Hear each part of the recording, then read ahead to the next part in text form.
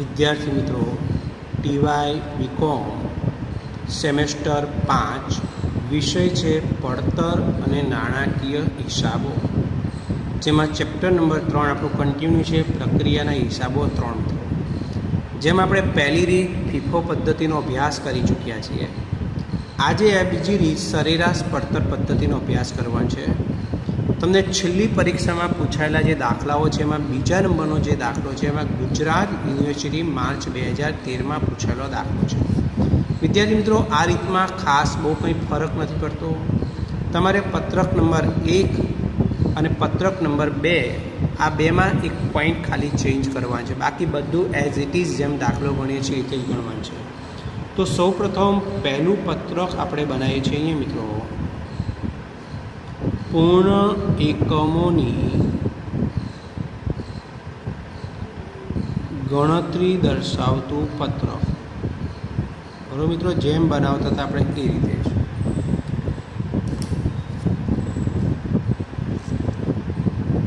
વિદ્યાર્થી મિત્રો, અહીંયા આપણે જે રીતે ખાના બનાવતા હતા એ રીતે જ કોષ્ટક બનાવવાનું છે.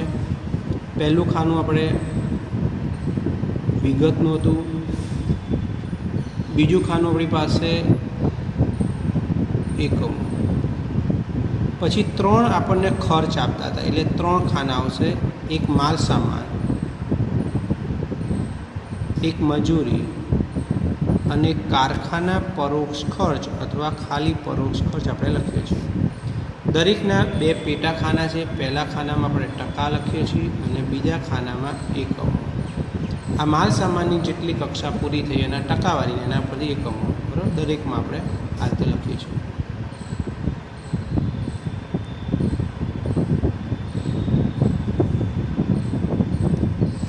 તો વિદ્યાર્થી મિત્રો, અહીં સુધી તમને ખ્યાલ આવી ગયો હશે આપણે કેવી રીતે પત્રક બને. હવે જરાની રકમનો આપણે અભ્યાસ કરીએ મિત્રો. તમે જોવો છો અહીંયા કે બીરવા લિમિટેડની પ્રક્રિયા 1ની માહિતી આપી છે. કઈ કઈ રકમો છે?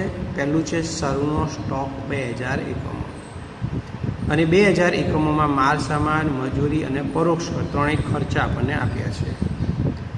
ત્યાર પછી પ્રક્રિયાના ખર્ચામાં દાખલ કરેલ માલ સામાન 10,000 એકમ આપ્યો છે, એની કિંમત 1,20,000. મજૂરી ખર્ચ અને પરોક્ષ ખર્ચ આ 3 ખર્ચા આપણને આપ્યા છે.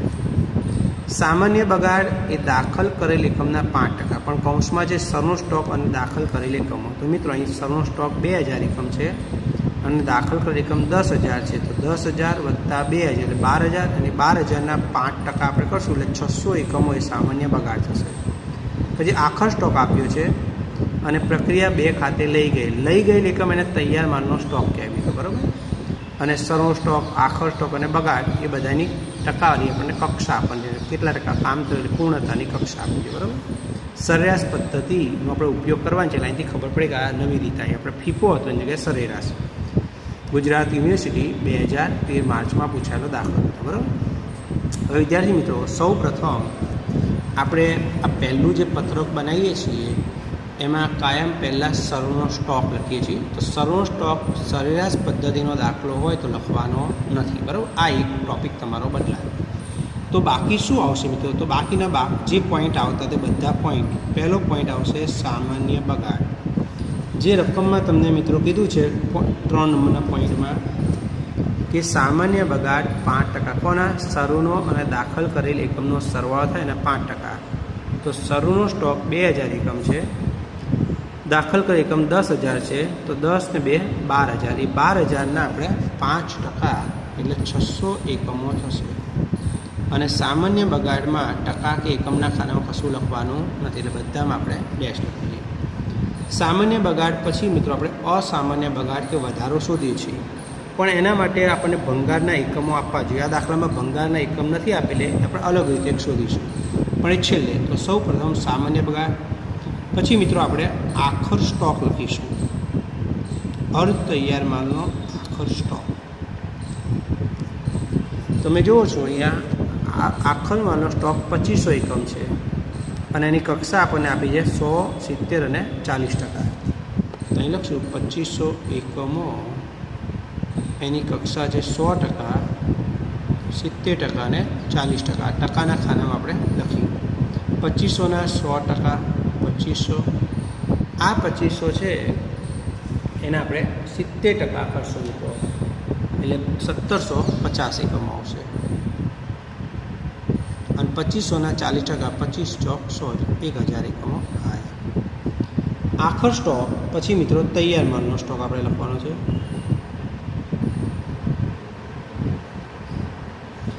હવે મિત્રો અહીંયા તૈયાર માલનો સ્ટોક એટલે પ્રક્રિયા 2 ખાતે લઈ ગઈ, જે લઈ ગયેલ એકમોને તૈયાર માલનો સ્ટોક 8500 છે મિત્રો. આપણે 8500 પૂરેપૂરા લખીએ. જો આગળ ફીફો પદ્ધતિ હતી અહીં શરૂનો સ્ટોક તમે લખતા હતા, તો જ્યારે તૈયાર માલનો સ્ટોક લખીએ તો એમાંથી શરૂનો સ્ટોક બાદ થાય.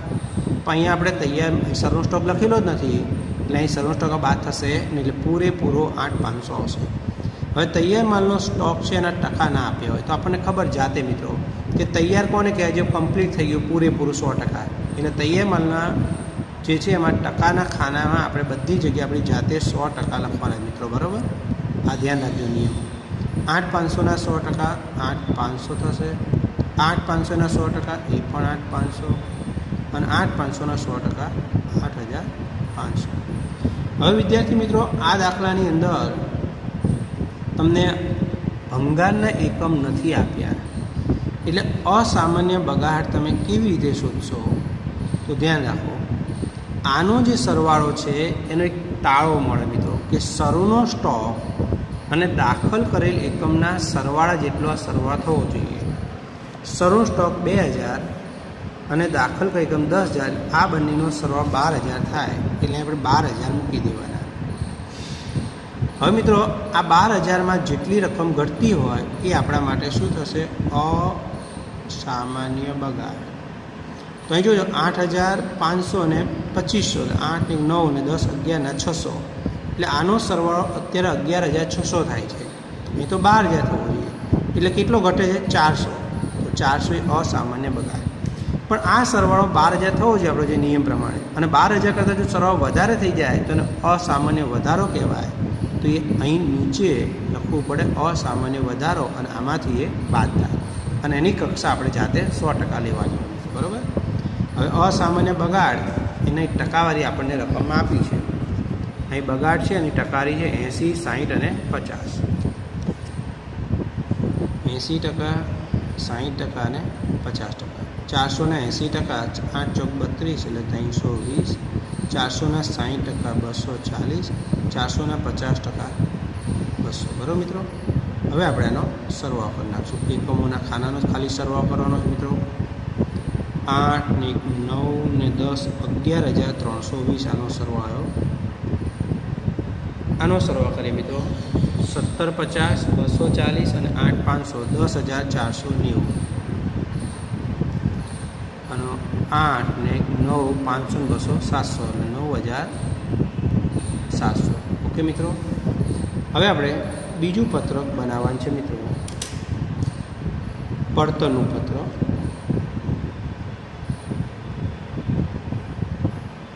જ્યાં આપણને એકમ દીઠ પડતર મળે છે મિત્રો, બરાબર.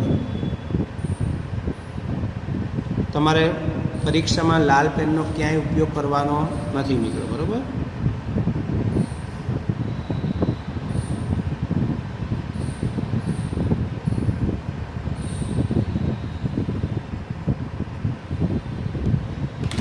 હવે મિત્રો તમારે સરેરાશ પદ્ધતિ જે નવી આપણી આવી એમાં એક પહેલાં પત્રકમાં ફેર આવ્યો, શરૂનો સ્ટોક નહીં લખવાનો, અને બીજા પત્રકમાં આપણે જ્યારે પડતર કિંમત શોધીએ છીએ મિત્રો ત્યાં આપણે શું કરવાનું છે?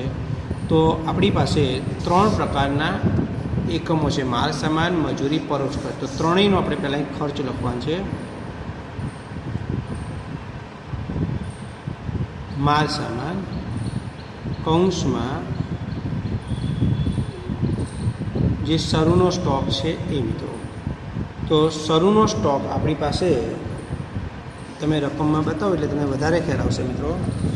તો આપણને શરૂનો સ્ટોક છે એમાં માલ સામાન 52800 અને દાખલ કરેલ જે માલ સામાન છે 1,20,000, આ બંનેનો આપણે સરવાળો કરો. 52800 + 1,20,000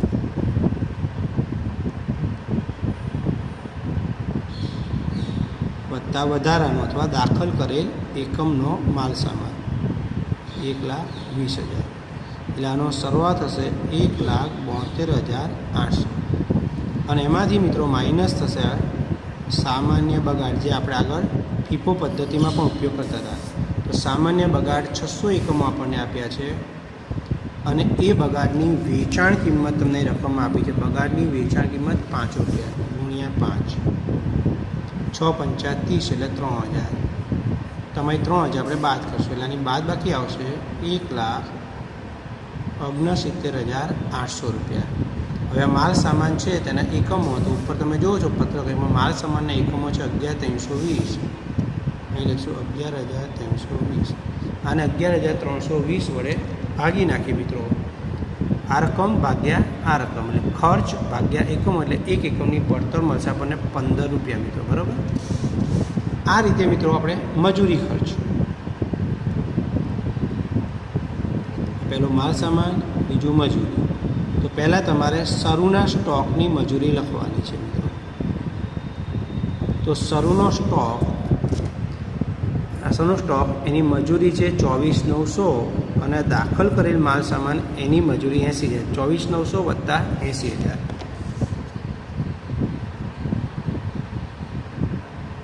વત્તા દાખલ કરેલ માલ સામાનની મજૂરી જે આપણને 80,000 આપી છે મિત્રો.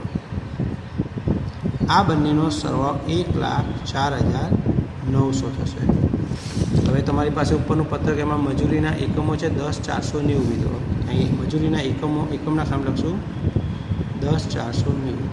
આ ખર્ચને એકમ વડે ભાગીએ એટલે એક એકમની કિંમત 10 રૂપિયા મળશે.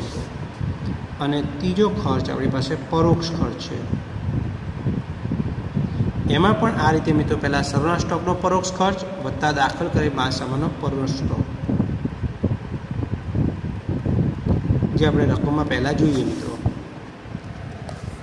તમે અહીં જોયું શરૂનો સ્ટોક એમાં પરોક્ષ ખર્ચ 8,200 છે અને દાખલ કરેલ માલ સામાન છે એનો પરોક્ષ ખર્ચ 50,000 છે. બરાબર. 8,200 અને 50,000.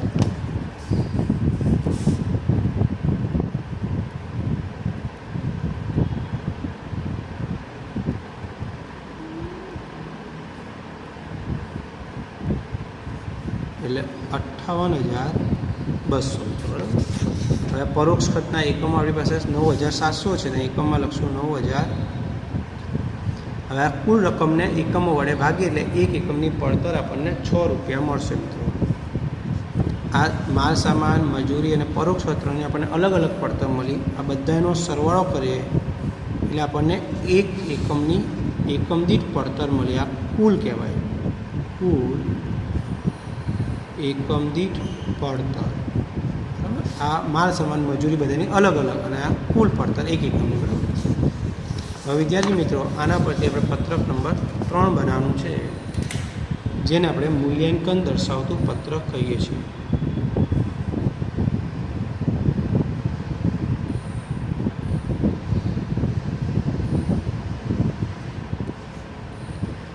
વિદ્યાર્થી મિત્રો તમારે શેનું મૂલ્યાંકન કરવાનું છે એ બહુ જ મહત્ત્વનો પોઈન્ટ છે.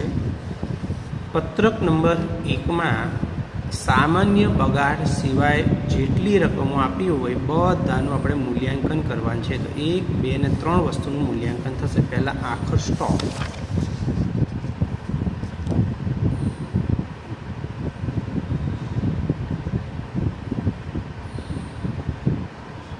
કેવી રીતે મૂલ્યાંકન કરવાનું છે મિત્રો?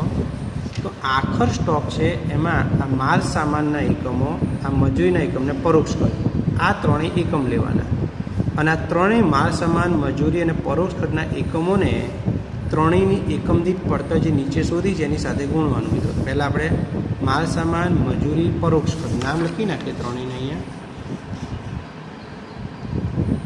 માલ સામાન, મજૂરી અને પરોક્ષ ખર્ચ એના એકમો અહીંથી લઈશું મિત્રો. આ પત્રક નંબર 1માંથી 2500, 1750 ને 1000.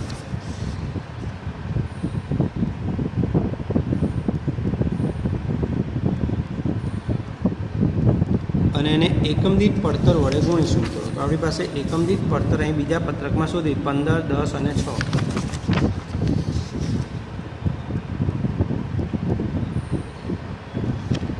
હવે મિત્રો આપણે એનો ગુણાકાર કરી નાખીએ. તો 2500 ગુણ્યા 15 એટલે 37,500 એની કિંમત આપણને મળશે. 1750 ગુણ્યા 10 એટલે 17,500 અને 1006 વડે ગુણીએ એટલે 6000. અને આ ત્રણેય રકમનો સરવાળો મિત્રો જે આપણી પાસે આવશે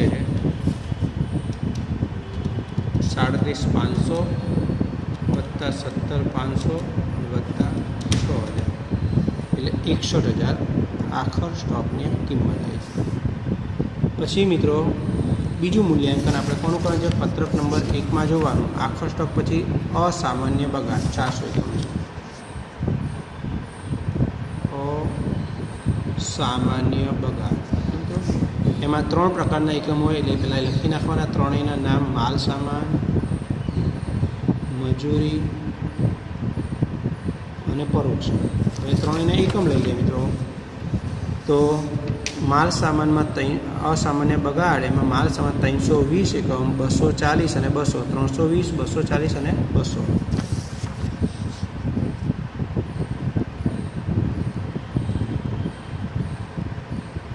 અને આ દરેકને આપણે ગુણશું એકમ દીઠ પડતર વડે.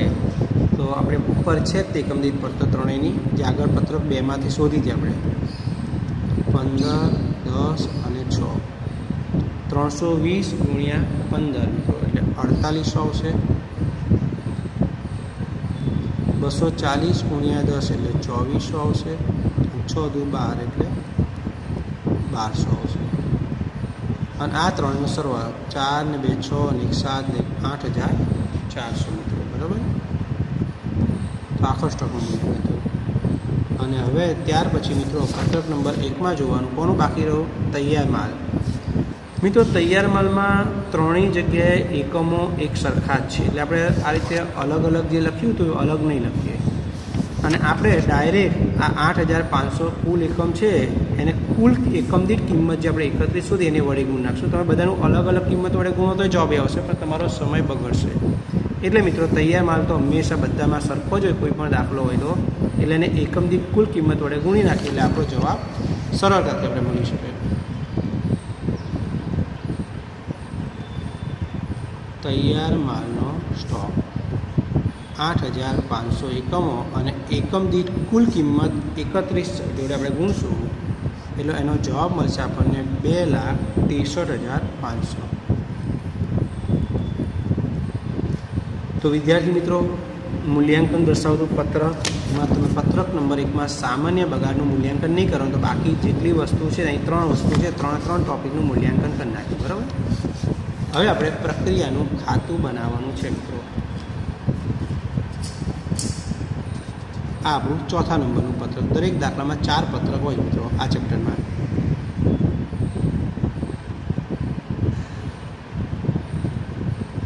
પ્રક્રિયા 1નું ખાતું.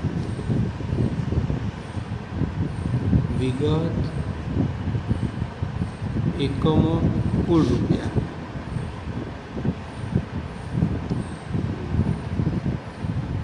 વિગત, એકમો, કુલ રૂપિયા.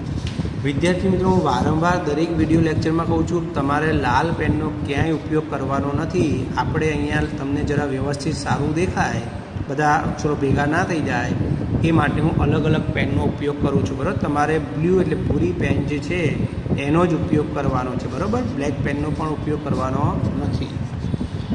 હવે મિત્રો આ પત્રક આપણે કેવી રીતે બનાવીએ છીએ તમને ખબર છે? સૌ પ્રથમ મિત્રો આ પત્રકમાં અને ત્રીજો પત્રક એમાં ફીફો પદ્ધતિ હોય તો મિત્રો કે ભારી અને સરેરાશ પદ્ધતિ હોય કોઈ ફેર નહીં પડે. જે રીતે આપણે આગળ બનાવતા હતા એ રીતે જ બનાવ્યું છે. આ પણ એ રીતે જ બનાવીશું. સૌ પ્રથમ આપણે ઉધાર બાજુ પહેલાં શરૂનો સ્ટોક લખીએ છીએ મિત્રો. પહેલાં હું વિગત લખી દઉં એટલે તમને વધારે યાદ રહે ફોર્મેટથી. અને ત્યાર પછી દાખલ કરેલ એકમો આપણે લખીએ છીએ મિત્રો. બરાબર. આ 2 વસ્તુ આપણે ખાસ યાદ રાખવાની છે. તો રકમમાં જરા જોઈ લઈએ મિત્રો. તો આપણી પાસે જે શરૂનો સ્ટોક 2000 એકમ છે ને એની કુલ કિંમત 85,900 છે.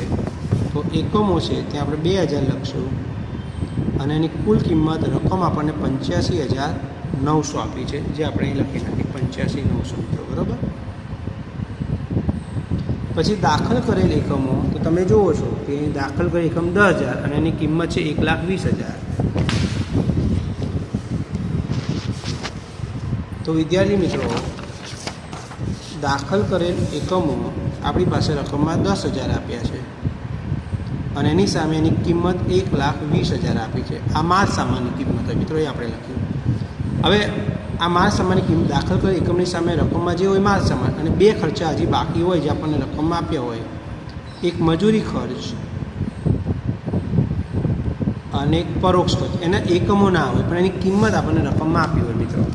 તમે જુઓ છો મજૂરી છે 80,000 અને પરોક્ષ ખર્ચ છે 50,000. આપણે અહીંયા 80,000 અને 50,000 લખી નાખીએ. હવે મિત્રો આનો આપણે સરવાળો પછી કરીએ છીએ. જમા બાજુ શું લખવાનું છે? ઉધાર બાજુ ફિક્સ જ છે, સનો સ્ટોક, દાખલ કરેલ એકમ, મજૂરી, પરોક્ષ ખર્ચ.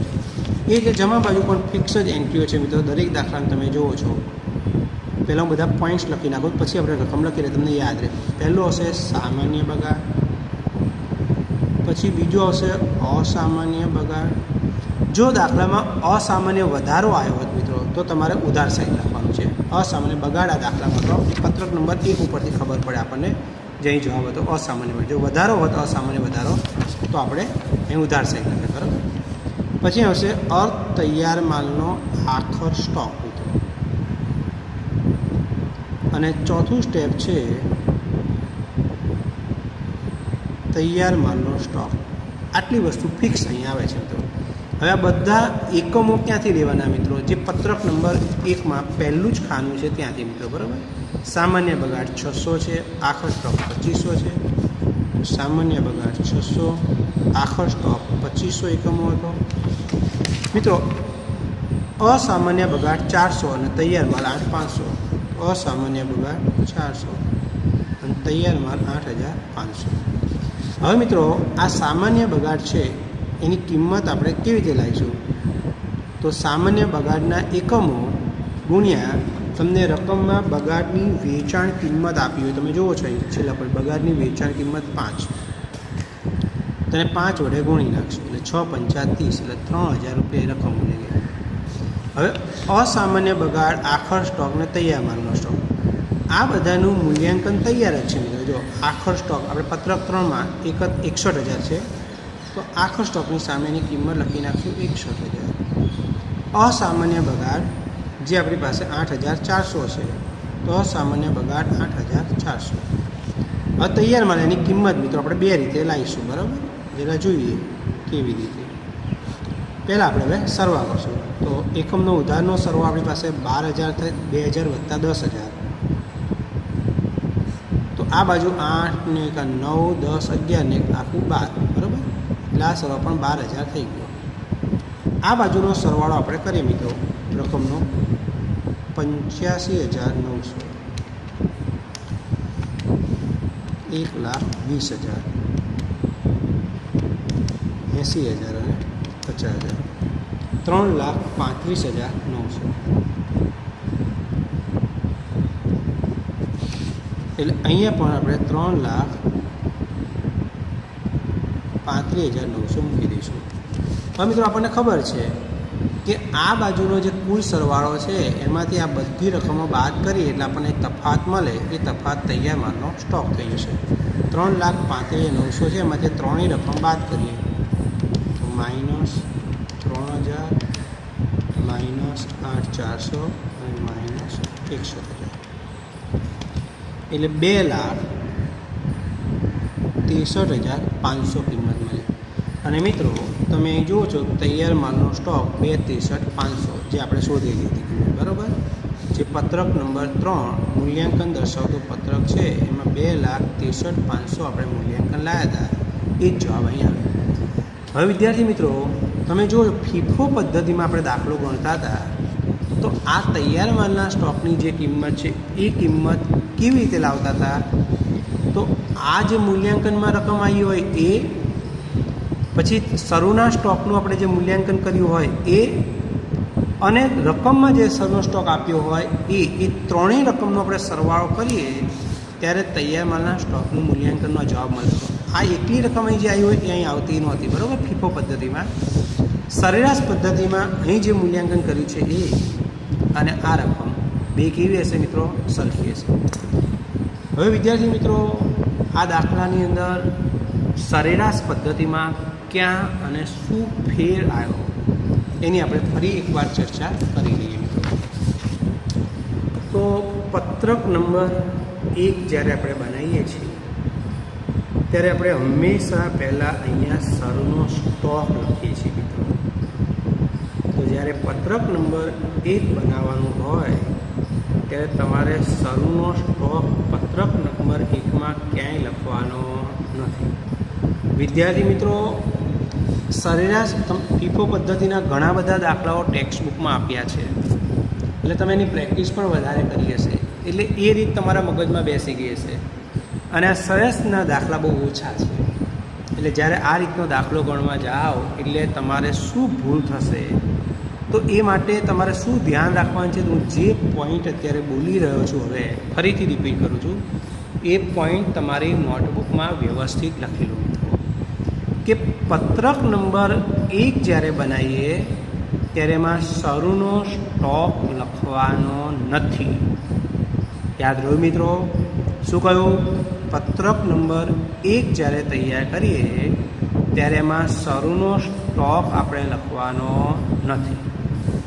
હવે બીજો નિયમ ક્યાં આવશે મિત્રો? તો પત્રક નંબર 2 આપણે તૈયાર કરીએ છીએ, એકમ દીઠ પડતર આપણે શોધવાની છે. ત્યારે તમે અહીંયા 3 રકમમાં ખર્ચા આપણને આપ્યા છે. એક માલ સામાન, એક મજૂરી અને એક પરોક્ષ ખર્ચ. તો તમારે જે માલ સામાનનો ખર્ચ છે એમાં 2 ખર્ચ ધ્યાનમાં લેવાના છે.